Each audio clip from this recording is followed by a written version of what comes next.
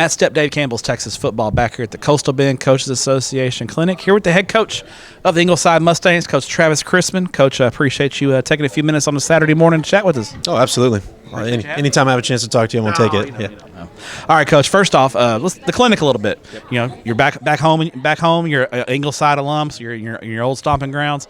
How nice is it to have a clinic of this quality right in your backyard? You don't have to get a hotel room. You can just drive in, drive out. You know, it's right down the road. Oh, no doubt. A lot of great speakers. How nice is it to have this right here in your backyard? Oh, it's legit. I mean, like, it's a 25-minute drive for me. So, you know, CBCA has done an awesome job putting on this clinic, and they've gotten they've built it. Way bigger than what it has been in the past. And so Coach Bittner's done a really good job of putting this thing on and getting a lot of quality speakers from all over the state. And it's an exciting event to be a part of, especially, like I said, so close to home.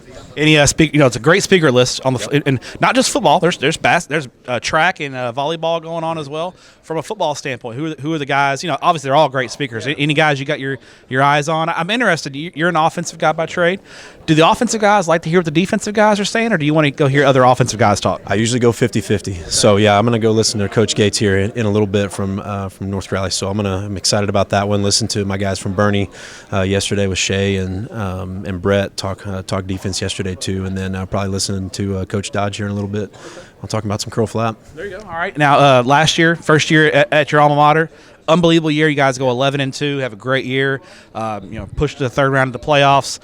Looking back, obviously, there's only one team that's really happy when the season ends. But looking back, reflecting on all the great things you guys accomplished, how happy were you and how proud of you were of your seniors and your coaches and the rest of your team for having such an unbelievable season? I mean, it was everything that we wanted it to be. And where we ended up is exactly where we predicted. We said if everything goes right, we'll be 9-0 heading into Sinton, and then Mike's got a great team, and unfortunately we weren't able to come away with that one. And then the next goal was, all right, well, hopefully we're playing Wimberley in the third round and giving them a challenge. And, we were able to give them a fight for about a quarter, and they took over, and that was about it. But that's kind of one of those things as you're building a program. Wimberley's been there. They've done that. They played for state championships. You guys were fairly new on the scene. Yeah. First time playing on Thanksgiving in a while. It's kind of levels to it, right? Now you guys have something to strive for as you move into the offseason, right? For sure. I mean, it was Ingleside's first time to play on Thanksgiving in a decade. So it's just, trying to set high expectations for our kids. And, we've got some big-time players graduating that we've got to fill some holes for, but we're pretty confident in what we can do and what we bring back. And,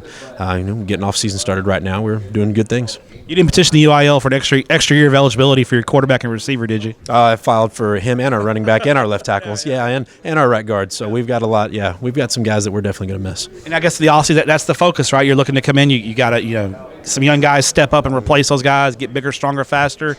All those kind of typical things you want to see out of the offseason, right? Oh, without a doubt. We're working our tails off right now and just living in the weight room until we start doing some skill work here in the spring semester. You guess once the weather warms, you're going to get a little cold snap coming down here, right? You got to wait for the weather to warm up a little bit before you throw the football out there, right? Yeah, it's a little bit. And we've got so many kids that are dual and even triple sport athletes, so it's there's a fine line of trying to pull them too far from what they're doing and competing, and we want them to be able to compete at their other sports at a very high level as well. So that's just part of being I know you were at New Diana also, so that's part of being at a small school, sharing athletes and finding that fine line of getting that work in the offseason, but also letting them be fresh and ready for the sports that they're competing in the season, right? Because, no doubt. I know you're a guy who wants Ingleside to win and everything, right? If it's without a doubt. Checkers, chess, right? Yeah, it doesn't matter. We're going to compete. There you go. All right, Coach. Now looking ahead to realignment, obviously something. It's the big elephant in the room. Can't control it. Yep. I saw one of the guys in the UIL walking around here. He wouldn't give up the realignment to me. But when you look at it, a lot of different scenarios for you guys. How do you approach realignment? Are you a guy who has a bunch of different scenarios written out, or do you kind of let it happen on February 1st and then kind of adjust as it happens? Yeah, well, like anybody else, we're looking at all the predictions, but my predictions are the best, right? Always.